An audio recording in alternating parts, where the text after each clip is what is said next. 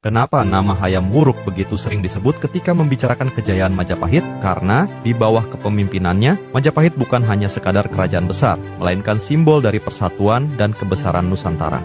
Hayam Wuruk lahir pada tahun 1334 Masehi dengan nama asli Raja Sanagara. Ia adalah cucu dari Raden Wijaya, pendiri Majapahit, dan putra dari Dyah Ayu Wiri Tunggadewi. Sejak kecil, ia dididik untuk menjadi pemimpin yang arif, tangguh, dan mengerti makna kekuasaan.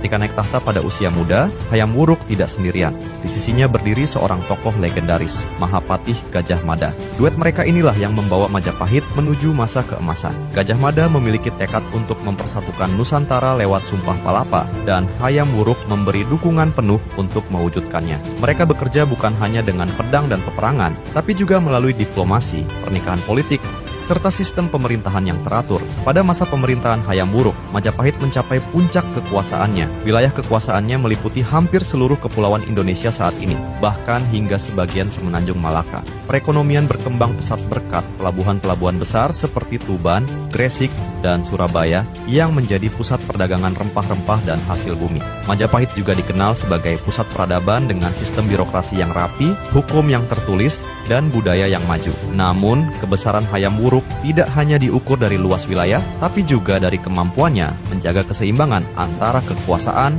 dan moralitas. Ia dikenal sebagai raja yang adil dan dekat dengan rakyat. Dalam catatan Negara Kertagama karya Empu Prapanca, Hayam Wuruk digambarkan sebagai pemimpin yang mengunjungi rakyatnya, memastikan kesejahteraan, dan memeriksa langsung daerah-daerah di bawah kekuasaannya. Ia juga menjadi pelindung bagi kesenian dan sastra. Pada masanya, karya sastra, arsitektur, dan upacara keagamaan berkembang luar biasa. Candi-candi megah berdiri sebagai simbol keagungan spiritual dan budaya bangsa. Namun, tak ada kejayaan tanpa ujian. Masa pemerintahan Hayam Wuruk juga diwarnai tragedi besar, peristiwa Bubat. Ketika Raja Sunda datang ke Majapahit untuk menikahkan putrinya, Dyah Pitaloka, terjadi salah paham yang berujung pada pertumpahan darah. Tragedi ini mencoreng hubungan antara Majapahit dan Kerajaan Sunda, sekaligus meninggalkan luka sejarah yang dalam.